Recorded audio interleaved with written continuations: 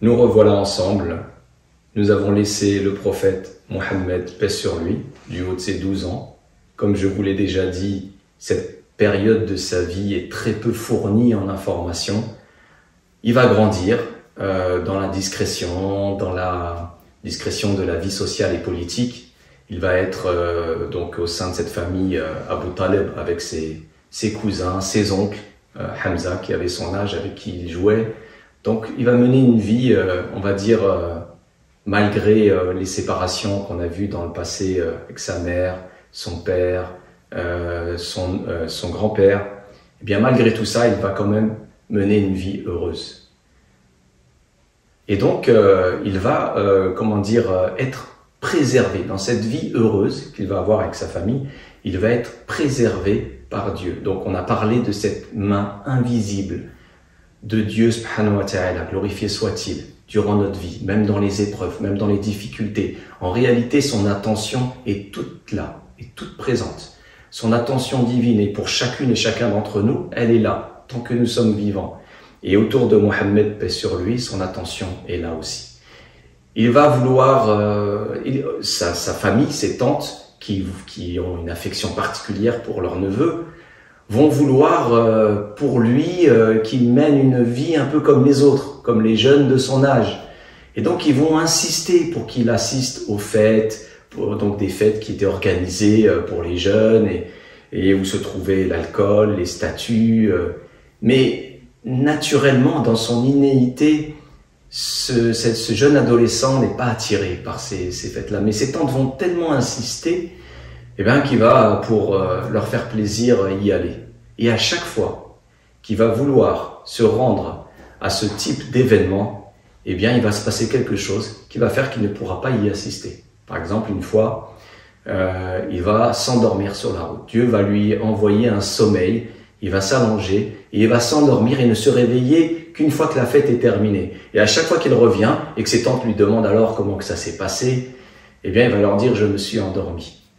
À tel point que ses tantes n'insisteront plus par la suite. Ils vont voir que son tempérament et son caractère et sa personnalité ne collent pas avec ces événements, ne collent pas tout simplement avec les jeunes de son âge. Donc cette partie de sa vie qu'il va mener dans la tranquillité, dans la paix des relations familiales et d'amour, vont se développer en lui toutes ces qualités, vont se développer en lui toutes ces vertus qui vont grandir, à tel point que vous le verrez par la suite, les gens contemporains, notamment même les notables, vont reconnaître en cet homme, ils avaient l'habitude de donner des surnoms lorsque une personne se distinguait sur telle ou telle vertu. Et ils vont prendre l'habitude de l'appeler El-Amin, le digne de confiance.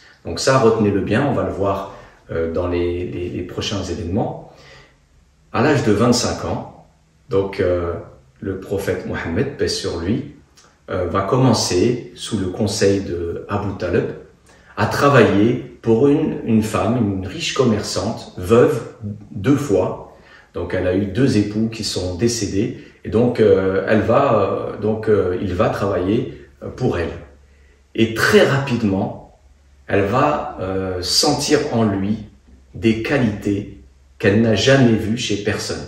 Alors qu'il n'a que 25 ans et qu'elle est son aînée de plusieurs années, elle va indirectement faire savoir au prophète, donc au jeune Mohammed, paix sur lui, puisqu'il n'est pas encore prophète à ce moment-là, elle va lui faire savoir que elle aimerait bien se marier avec lui.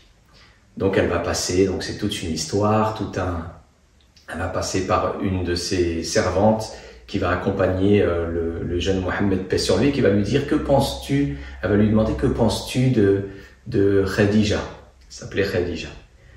Il va dire c'est une femme très honnête, qui a beaucoup de qualités. Il va commencer à lui signifier que c'est une femme qu'il admire et qu'il respecte. Et là, elle va lui dire, et que penses-tu de pouvoir te marier avec elle? Il dit, mais ce n'est pas possible. moi je n'ai que 25 ans, je suis pauvre, je n'ai aucun moyen, alors que elle c'est une riche commerçante, etc. Et là, elle lui dit, t'inquiète pas pour ça, je m'occupe de tout. Donc c'était une manière, vous voyez, de l'approcher. Alors, ce qu'il faut savoir, c'est que Khadija, ce qu'elle a fait, elle avait quand même un tuteur, on va dire, elle avait besoin de son aval. C'était un de ses oncles qu'elle a fait venir lors d'un festin et qui était très porté sur l'alcool. Donc elle s'est bien assurée que lors de ce festin, il puisse bien boire comme il se doit. Et à la fin, elle lui annonce son désir de se marier avec Mohammed, paix sur lui. Et lui, on va dire avec la joie de l'alcool, etc., il répond oui, il n'y a pas de problème.